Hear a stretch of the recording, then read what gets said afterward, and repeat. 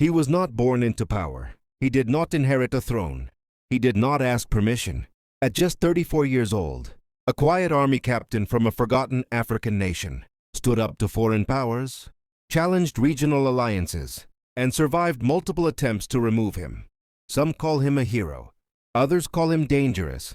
But one thing is certain. He refused to bow. While others negotiated comfort, he chose confrontation. While others spoke softly, he acted. This is not the story of a perfect man. It is the story of a man who chose control over submission. This is the rise of Ibrahim Traoré. A quiet beginning in a forgotten land. Every empire begins far from the spotlight. Ibrahim Traoré was born on 14th of March 1988 in Kera, a small village in western Burkina Faso.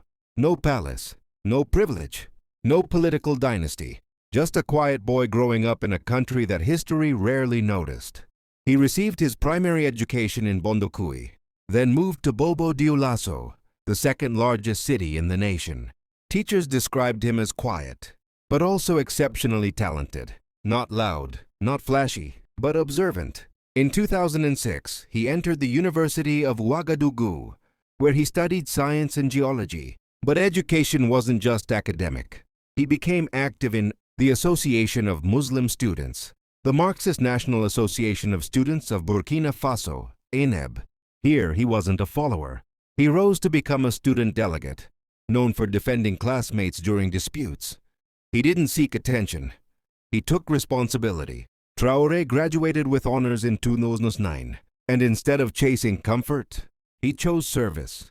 Some men leave university for careers, others leave for duty, from classroom to combat. In 2009, Ibrahim Traoré joined the Burkina Faso Armed Forces. Not politics, not business, the military. He trained at the Georges Namoano Military Academy, then received anti-aircraft training in Morocco. Later, he was deployed to Kaya, a northern region already feeling the pressure of instability. In 2014, he was promoted to lieutenant. Soon after, he was sent beyond his borders, to Mali. There he joined MINUSMA, the United Nations peacekeeping mission in the Mali War.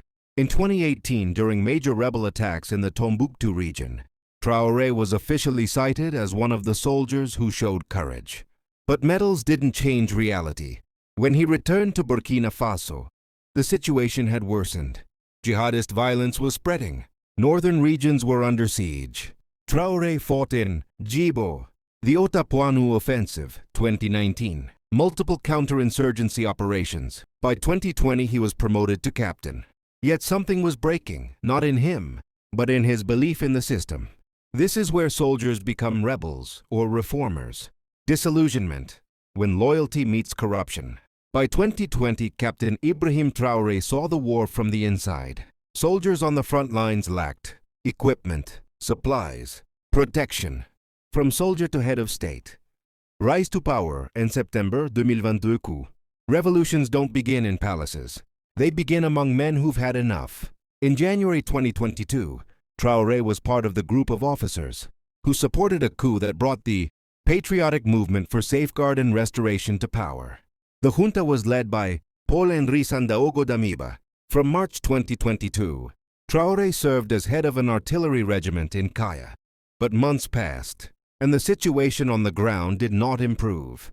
The jihadist insurgency continued.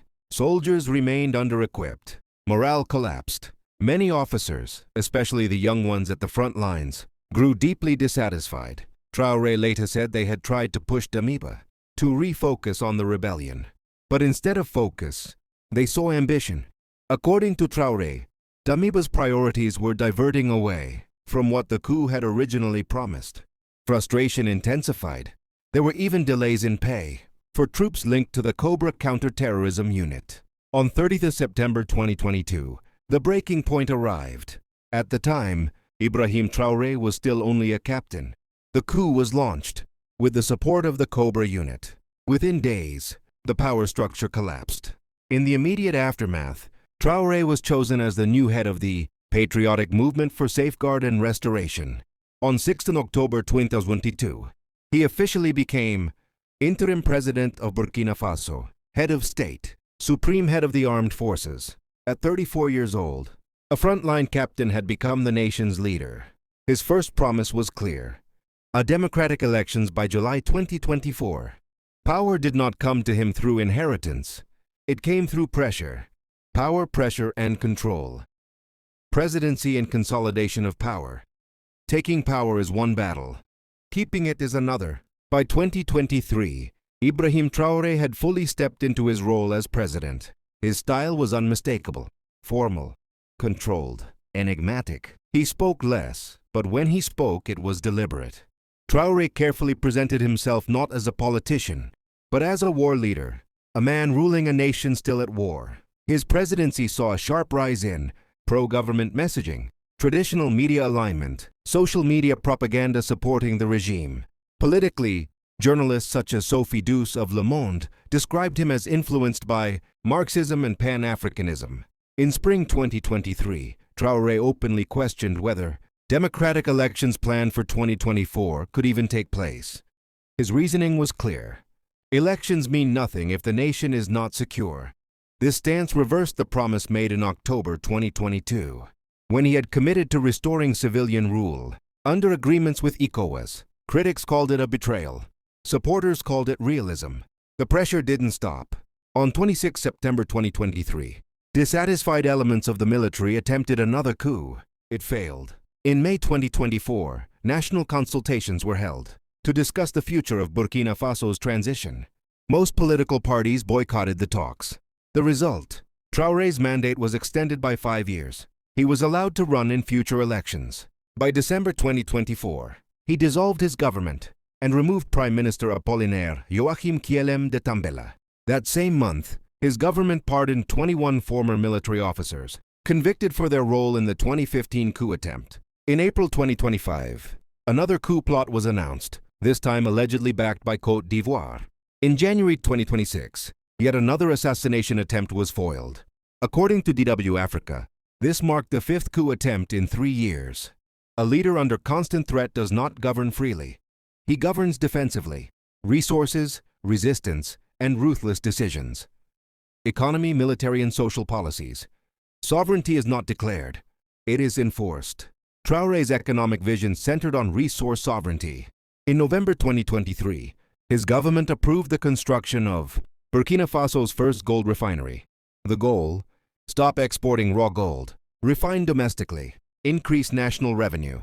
The refinery aimed to process 400 kilo of gold daily, create 100 direct jobs, generate 5,000 indirect jobs. In February 2024, the government suspended export permits for small-scale private gold producers to combat smuggling and tax evasion. By 2024-2025, the state accelerated nationalization of foreign-owned mines. A revised mining code was enacted. A state company, Sopamib, was created. By early 2025, Sopamib controlled major gold mines. Over 8 tons of gold were collected in 2024. More than 11 tons in the first quarter of 2025 alone. On 12 June 2025, 5 more mining assets were transferred to state control. At the time, Burkina Faso ranked as Africa's 4th largest gold producer. But economic control came with social and military consequences. In July 2024, the government announced plans to criminalize homosexuality. By September 2025, homosexuality was formally criminalized for the first time in the nation's history. Press freedom also tightened. France 24 and RFI were banned. Journalists were detained. Several critics were forcibly conscripted into the military. On the battlefield, Traoré focused relentlessly on defeating the insurgency. His government recruited 50,000 VDP volunteers, declared a general mobilization, introduced new taxes to fund the military. Despite these efforts, violence increased. In 2024, civilian deaths surged. Tragedy peaked in August 2024, when up to 600 civilians were killed in Barcelona while digging military trenches. Meanwhile, politicians in the capital were handing out suitcases of money for bribery. Men were dying. Others were getting rich. This wasn't incompetence, it was betrayal. Traoré later said this moment changed him. He didn't defect. He didn't flee. He became a voice. Gradually, he emerged as the spokesman for frustrated soldiers, especially those stationed in the north. Men who were tired of empty promises, corrupt leadership, being sacrificed quietly. He wasn't calling for chaos. He was calling for accountability. And in countries like Burkina Faso, that kind of voice never goes unnoticed.